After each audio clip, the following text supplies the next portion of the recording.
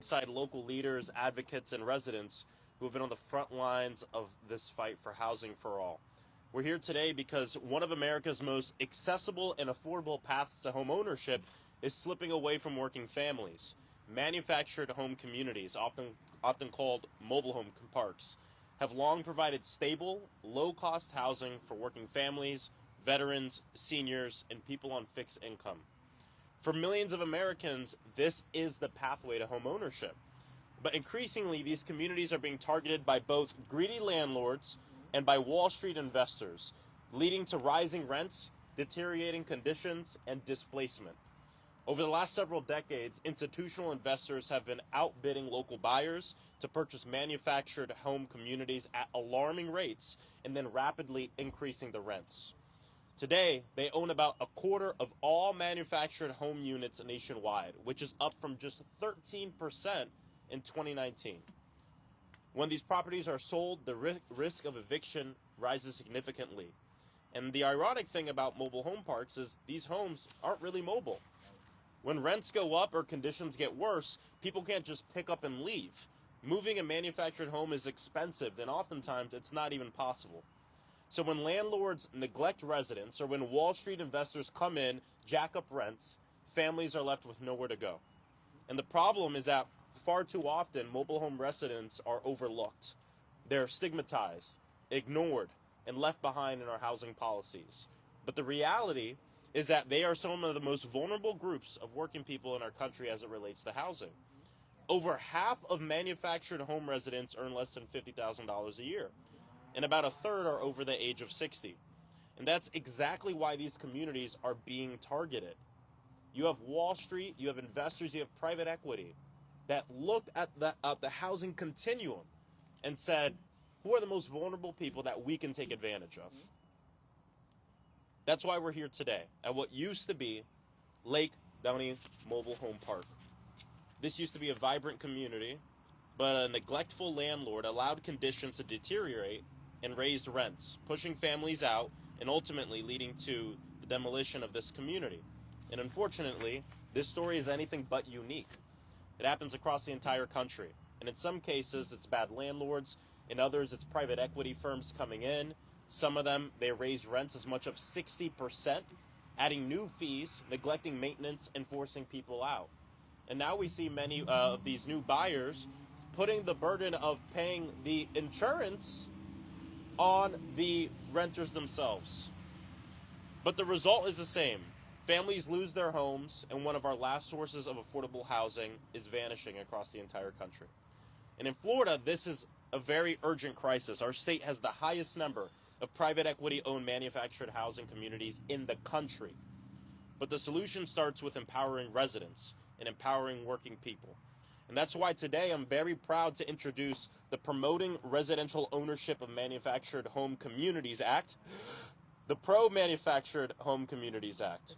This bill gives residents a fair shot to their own communities, and it offers a path forward to make sure that what happened to the residents here doesn't happen to neighborhoods across the entire country and across this entire district. We want to make sure that these communities remain affordable, stable, and safe. Because when residents own their communities, everything changes. Rents stabilize, conditions improve, families get the stability and the security that they deserve. We've seen this work. States have adopted opportunity to purchase policies across the country that require landlords to negotiate in good faith if residents want to buy their community, and we're already seeing that these results work in states that have implemented these laws. For instance, in New Hampshire, about 35% of manufactured home lots are now resident-owned. And across the nation, there are more than 300 resident-owned communities in 21 states. Our bill builds on that success at the federal level. It increases community development block grant funding for states and localities that do enough to support resident ownership and help with down payment assistance, which is very important too. Because right now, residents are often competing against billion-dollar Wall Street firms, especially at a time where our government is doing everything they can to take resources from working families and give them to the billionaires and mega corporations. And without the tools and resources, the residents don't stand a chance going against billion-dollar Wall Street firms. But this legislation puts power back into the hands of the people and the residents. Housing is the foundation for a stable life. And we know that the solution to the housing crisis that we have is not only just building more housing, which of course we need to do, but also preserving the housing that we have and preserving the affordable housing that we have and not letting it slip away. Manufactured housing is an important part of this struggle. This bill is about investing in working people and communities, in our seniors and our veterans, and making sure that people come before profits. Because when people have access to affordable, stable housing and a real chance to own, home ownership becomes hope for the future, a foundation that families and people can build on and that communities can thrive around. And with that, I'd like to pass it on to County Commissioner Myra Uribe, who represents this neighborhood. Thank you. Thank you. Thank you very much. Good morning, and thank you, Congressman Frost. It is a pleasure to be here. My name is Myra Uribe, Orange County Commissioner, District 3, and you are sitting in what used to be a very thriving mobile home community. And we have our neighbors here from Gulfstream Harbor, another 700 plus mobile home community where our community is suffering. Year after year, these equity firms are raising the lot price where they're unable to afford it. A 55 plus community that was where you went to thrive, relax, and enjoy retirement has now become a food necessity area, a utility necessity area, a lack of being able to fulfill your monthly finances because of these rising costs. We here at the county have slowly started to move the needle. We are now acknowledging manufacturing homes for improvement and funding from the county, but it's not enough. They don't have a voice. And today we're being able to work with Congressman Frost to make sure that all families, young and old, children, seniors, have that voice and know that they're heard. It's a loophole. It's a loophole in the state. It's a loophole in the federal government. It's a loophole in local government that we're not acknowledging the fact that they don't own the land where their homes are. And they are beholden to these equity companies and these firms with zero accountability. That's the biggest part of this. Zero accountability. So we want to give not only dignity, support, but affordability. Affordability for these individuals, for these families, and hope. And hope. And today I'm so inspired to stand here along our neighbors, along our leaders, and along you to take this voice, to ask you to join us, and let's fight for every person that not only lives here in Orange County, in the state of Florida, in this country, so that they can afford, they can have hope, and they can sustain through these times. Thank you so much. And at this time, I want to acknowledge Senator Bracy.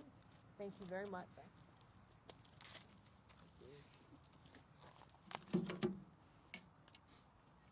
Good morning. Thank you to my good friend, Congressman Frost, for your leadership and for bringing attention to an issue that too often goes unheard but is deeply felt across our communities. Because for so many Floridians, manufactured housing is not just an option, it's their foundation. It is where seniors go to retire with dignity. It is where families find what the market has denied them, which is affordability. It is where people finally exhale and say, this is home. But today, that foundation is cracking. Today, that stability is under threat. Because while residents may own their homes, they do not own the land beneath them. You can own your home, but if you do not own the land, you do not control your future. That imbalance has created a system where too many homeowners are vulnerable to rising lot rents, sudden increases in decisions they cannot challenge. And so great minds think alike, Congressman Frost. That is why I, along with Representative Paula Stark, have filed the state version, which is Senate Bill 1550, that proposed significant new protections for mobile home park residents. At its core, this bill did 5 things, simple but important things. It strengthened enforcement. It required real transparency in rent increases. It protected residents from unfair payment practices. It guaranteed fair mediation, and it ensured families are not left behind when parks close. Now, I also want to be transparent. This bill was not heard this past legislative session. And while that is disappointing, it is not the end of this conversation. It is, in fact, just the beginning. Because what we have heard loud and clear, is that this issue matters for so many. And as we look ahead to next session, we are committed to doing the work to make this bill even stronger. We will refine the language to ensure clarity and balance. We will bring all stakeholders to the table, very similar to what you see before you, residents, park owners, and industry leaders. And we will build a bill that can move forward while never losing sight of what we are fighting for. Across Florida and across this country, we are seeing increased investment in manufactured housing community. And with that, rising costs and less stability for the people who live there. So we cannot afford to wait. We cannot afford to ignore it, and we cannot afford to get it wrong. Because at the end of the day, this is not about a bill number. It is about the people. A home should never feel temporary because of someone else's decision. And a home should never feel uncertain because of unchecked power. And in Florida, if you have built and sacrificed and worked, you should have the fight to stay in it. So please know, as it relates to this bill, we will be back stronger and more focused and more determined than ever. Because this fight is not finished, and neither are we. Thank you, and thank you for your work, Congressman Frost. Thank you, Senator. Thank you. And I have Tina from Samaritan Resource Center.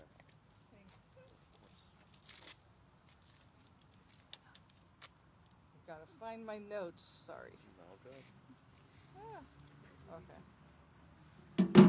Let me take this off as well. Thank you, Congressman Frost, for inviting me to be part of this discussion. I'm excited to be here. I'm excited to see not only federal, state, local officials focusing on this issue, because at Samaritan Resource Center, we are right down the road across the street here. We see this all the time. When I stand here today, it's hard to think about what this used to be. As Commissioner Uribe mentioned, this was a community. It was a whole community of families, seniors living here, living their lives and thriving. And the reality is they just disappeared. They became invisible almost overnight. We met many of them at Samaritan Resource Center after they were displaced from this mobile home park, when they had nowhere else to go. One of them was Klaus. Let me tell you a little bit about Klaus, because this is a real person. He had lived here in an RV that was owned by his parents and left to him when they passed on all his life. Klaus was in his 60s a couple of years ago. This is in 2013. When they closed this park, and they all got evicted overnight. He became homeless, didn't know what to do. He didn't know where to go. This man had never known this before. He'd never been homeless. He'd never needed anything within the system, and he had no idea. He was like a lost child. We worked with many of the residents that were displaced from here, and we were able to help him until he was stable, until we found housing for him, we found other resources. But he lost everything overnight. His family home, his memories, all his belongings, they were gone. And he wasn't the only one. So this happened to many people who were here, and they all went, how could this happen to us? How could this, we thought we were safe. We thought we owned something. We thought we were invested. So we stepped in because of the resources we have from the county, from community development block grant funding. But I'll be honest, these resources are never enough. They don't focus on this issue typically, and which is why this proposal is so important. So we're working every day to rebuild lives. And that's why this legislation matters so much, because it gives us a chance to change the pattern that we're seeing over and over again. By unlocking this funding and creating real opportunities for residents to own their homes or to have more say in what happens to them, we can prevent displacement before it happens. And I'll speak from a homeless services provider point of view. Trust me, it's much easier to keep people in housing than it is to rehouse them, to try to rebuild their lives. It's much harder to do that. So this is about whether people in our community, people like Klaus, have a fair shot to stay rooted, to feel secure and to move forward. Because once a community like this is gone, and you see the empty lot behind me, it's not easy to bring it back. And every time we lose one of these communities, we're creating the next wave of homelessness. And there are more people that are looking for resources coming to our center. And like I said, it's much harder to rebuild it than to keep them in housing insecurity. So we can do better than that as a community. And again, thank you, Congressman, for proposing this and focusing on this issue. This is a step definitely in the right direction. Thank you very much. Thank you.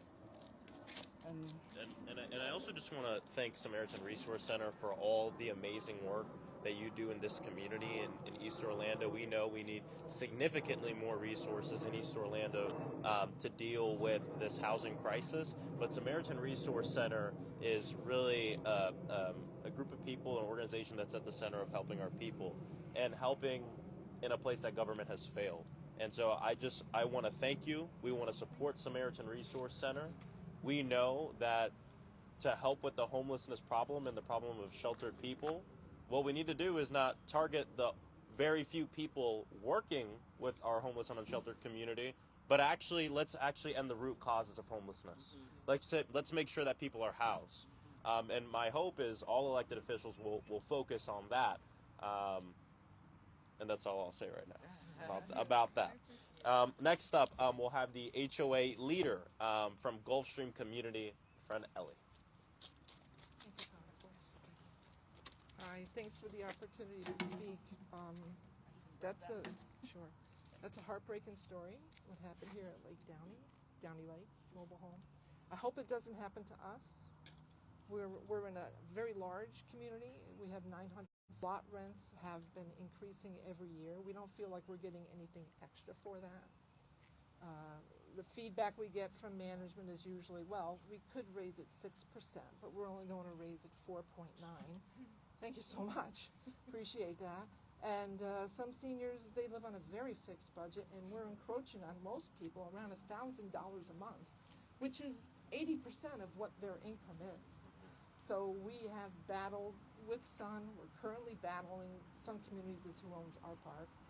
And they like to put the face on that they care, but they also at the same time have recently amended our prospectuses that haven't been changed in 10 years, 2016. And they're looking at changing some of the language, removing some language, reducing the amenities, such as they want to heat our pool at their discretion instead of always keeping it 10 months a year. But they want to change things, change our clubhouse hours, but they don't want to reduce our rent. So we're currently entering into a mediation. We hope we can make some headway, but we share the sentiments with everybody else in these parks. And like I said, this what happened here, I just had to read up about. I remember the fires a couple of years ago, and I don't think we're close to having something like that happen. But we do have issues with water. They notify us our water. We all have no water, like maybe 5 times a year. It could be more. But our thing is the lot rent. I mean, it'd be nice to get a break. And we have this pass-on tax. And everybody complains every year, why are we paying their taxes when we don't own the land? It's unjustified. So we support Congressman Frost. I like this bill. And thank you, everybody, for your support. So that's all I have to say. Thank you. I guess Amina or Congressman, go ahead. But for the next person, Ellie, if you could stay up here real quick, because I just want to let you know something, because I came by a couple weeks ago, and we spoke about this issue, and I spoke with Ellie about the bill, and you had mentioned something to me after I explained the bill to you, where you said this is really good to helping to make sure that we can get residents at the table a fair shot. But then you said, but what if we can't get the money together for the down payment? Well, what I said was, if we can't afford $1,000 a month, what makes you think we can afford to buy the land? Exactly, and get the down payment. And so after you said that, I looked through the bill and said, you know what, we're not doing enough in the bill to help people with the down payment. So after you said that, I went back to my team and we added down payment assistance in the bill. So I just want to tell you, because since you brought that up to me, I didn't know that. we added that to the bill, and so I just thank you for your advocacy and thank you for helping me on this. Thank you. Of course, thank you. Next up, we'll have Amina from MH Action. So, thank you everyone for being here. My name is Amina Kamau. I'm a community organizer with MH Action, and we are proud to support Representative Maxwell Frost with this Pro-Manufactured Home Communities Act. So I work across the state of Florida, which, as mentioned, has more private equity-owned manufactured parks than anywhere else in the country. And I want to tell you who I'm organizing with. I organize primarily with seniors, people who chose manufactured housing because it was affordable, dignified, and theirs. Florida has some of the highest concentrations of age-based communities in the nation. These are people in their 60s, 70s, and 80s who own their homes but rent the land, and when a corporation buys that land, they become the most vulnerable people in the housing market overnight. I organize with people who have been retaliated against for speaking up, who have been threatened with eviction for trying to form a homeowners association, who have been handed a lease that calls their manufactured home an RV, turning them from tenants to transient. In most cases, these residents are fighting alone against corporations with armies of lawyers in a system that was not built for them to win. That's why MH Action exists. We stand in the gap. We show up, we knock on doors, we sit at kitchen tables and help residents document these abuses. We help them find their voice and build their power to understand that they are not alone in this fight. And that's why this bill matters. So the Pro-Manufactured Home Communities Act says to states like Florida, if you give residents the right to buy their community before Wall Street does, we'll back you up. It creates a real shot at resident ownership and at stability that can't be taken away the next time the park sells. So lastly, I want to talk about something that is uncomfortable but important. We need to drop the stigma around manufactured housing. The people who live in these communities are not a monolith. They are raising kids, veterans, teachers, retirees, working for the same thing everybody wants, a stable place to call home. The American dream shouldn't come with a caveat or a footnote that says, unless you live in a manufactured home. So it's important to know that when residents share their stories, and thank you all so much, when residents share their stories, it breaks down the stereotypes that let politicians look the other way. So your story is organizing, and your story is power. This is not simply a manufactured housing issue, it is an affordable housing issue. And it's going to take all of us, residents, advocates, local leaders, state leaders, federal leaders, organizing at every single level to win it. It takes children, grandchildren, and young people priced out of the housing market. We need to be in this fight too, and it must be multi-generational. So if you have been pushed out, if you faced an unlawful eviction, or if you love someone who lost a home that they thought was theirs to die in, please contact your representative and tell them your story, but also demand that they support this legislation. Because safe and stable housing is something we all have to fight for together. Thank you so much. Thank you. Thank you, Amina.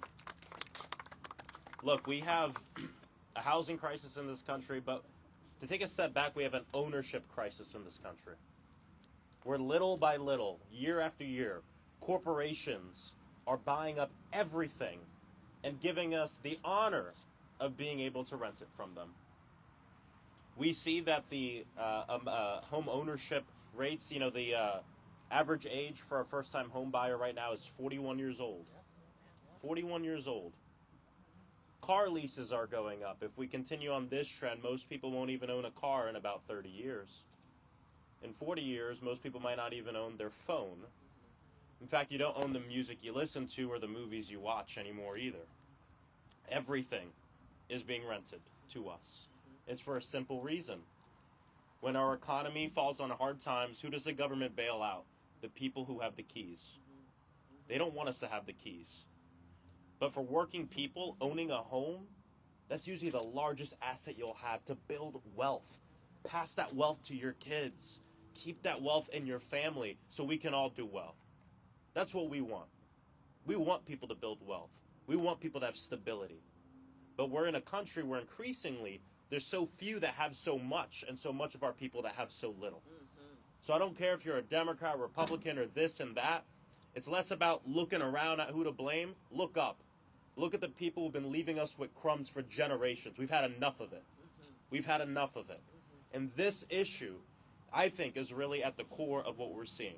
Corporations valuing profits over humans, profits over people. And I really want to thank a lot of the residents we have here. Thank you so much to Ellie, our HOA leader that came, our local elected officials, Commissioner Uribe, Senator LaVon Bracey Davis. Thank you so much to Samaritan Resource. Thank you so much to MH Action and everyone that came out here. Before we open up for questions, this isn't on the schedule, but does anyone want to give a story or anything? All good if not. I don't want to put anyone on the spot. Your presence here is powerful enough, but I just want to make sure. Anybody? Okay. Any questions for me? Yeah, Congressman, you mentioned this act bringing stability, possibly saving people money. We know money has been talked about in the recent days because of gas prices going up. Yep. Also, reports have come up just today of the Pentagon requesting $200 billion because of the war in the Middle East. Can you tell me, what do you think about everything economically? Well, the first thing is we can't just say because of the war in the Middle East, right? This is a war choice. This is something that the president decided to do, I think, to distract from the fact that our economy is failing and from the fact that we're trying to get justice for the survivors of the Epstein crimes that he's mentioned in more than Jesus Christ is mentioned in the Bible. But that aside, let me tell you this. Americans are used to political leaders sending their children to go die in some war they have no idea why we're engaging while our prices go up. And Donald Trump is doing the same thing. He ran on not putting us into war. And now look at where we're at. Gas prices are going up at the pump because of this war of choice. Now he's asking us for $200 million to continue this war when we have a crisis of housing. When we have an affordability crisis in this country where people can't afford to send their kids to school, students are in crushing student debt, people can't afford their groceries. Focus on that. Let's fix something on that and not continue these forever wars in the Middle East where, I might say, our taxpayer dollars are being used to go bomb innocent people. I mean, just look at a lot of the studies and the fact that this recent investigation, it looks like our country bombed that girls' school in Iran that killed hundreds of people, including many students. Maybe instead of bombing schools in Iran, we should build schools here. I don't know. Doesn't sound too radical to me. So my hope is that we can focus in on the people of this country. That is what the whole America First thing was all about. But I'm a no on that. I'm absolutely a no on sending more taxpayer dollars to go to some war in the Middle East or overseas. Let's spend the money here to protect our people here from predatory corporations in Wall Street that are buying them out of their homes, that are raising up the cost of rent. That's really what we need to focus on. So I am fully against any kind of supplemental. Our military receives, the Department of Defense receives over $1 trillion. $1 trillion. They haven't passed the audit in the last 10 audits, and 75% of that money goes to military contractors, not even our service members. I come from an Air Force family. Okay, so these are the things that people have to keep in mind, and I'm very against more money towards this reckless illegal war. And just another question. As you know, your party currently does not hold the majority in the House or the Senate. What do you think it's going to take to get this act passed? This act, my hope is it'll be bipartisan. Like I said, this isn't a Democratic thing. This is a people thing. And my hope is I'll be able to get a few of my House colleagues to join me in co-sponsoring this bill and moving this forward. This isn't about Democrats versus Republicans. This is a bipartisan issue everyone should be on. And I'm fairly confident we'll be able to get some Republican support on this. I just got a Republican co-sponsor on another bill I introduced that has to do with removing barriers to housing. Right now, if you're convicted 10 or 20 years ago of selling marijuana or selling drugs and you did your time and you're trying to get your life together, you could be barred from renting for the rest of your life under current law. My bill changes that, and I have a Republican on that bill with me. So my hope is we'll be able to work in a bipartisan way to get this passed. Now, isn't owning the land only part of the problem, though? I mean, because you've got to have, like, for instance, this property, you've got to have electrical, you've got to have sewer, you've got to have water. who's paying for all that infrastructure, even if the residents are able to own the land? Well, number one, a lot of that infrastructure exists, right? As these folks live in those communities, the upkeep, you're looking around at this is what we don't want to happen, right? They live in a community right now that has that infrastructure. And the way that this works is private equity comes into existing communities. They're not interested in building something, right? The problem isn't that private equity is building communities and people are moving in, is they're coming in and buying up communities that already exist, buying up all the land, and then hiking up all the rents, hiking up everything, and the services go down, and then they're paying more for something for less. That's the problem. A lot of the infrastructure already exists. It's not that private equity is building new housing, manufactured housing communities and trying to get everyone to come in. Is that they're taking over the existing ones, and that's the main problem here. Well, as a former mobile home owner myself, I bought one 30 years ago over in Volusia County. Yeah. And in '04, I went deeply into debt over paying for hurricane damage.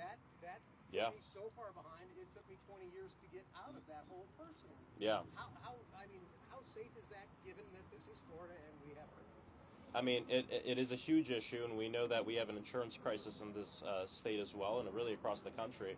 But this bill really has to do with giving the power to the community so they can jointly all own the land that their home is on, right? That's what this is focused on, and that helps empower people to be able to handle other situations as well. What about TSA? They haven't been paid for like a month now. What's your thought about the... I mean, it's horrible, and look, in the Senate, we put forth a bill that would pay members in TSA, that would fund FEMA, and allow us to continue the negotiations on what's going on with ICE. We don't want ICE killing American citizens. We don't want ICE terrorizing our communities, and we said we're not going to give them a penny more till we have the negotiations to rein in all of this chaos that's going on. This is a false choice that the president wants us to have. He says, well, if you don't give us the money to go kill citizens and terrorize your communities, we're not going to pay TSA, and we're not going to give FEMA the money that they need. So we put forth a bill that said, let's pay for everything else, and let's keep the focus on ICE, because that's where the negotiations are. They voted against it. They voted against it in the Senate. Now we put forth a discharge petition. If we get 3 Republicans to sign it, we can have a vote in the House, and my hope is we'll have that. So, again, it's false choices. We're Congress. We can do whatever we want. We can pass a bill to fund TSA. We can continue talking about ICE. That's what we want to do.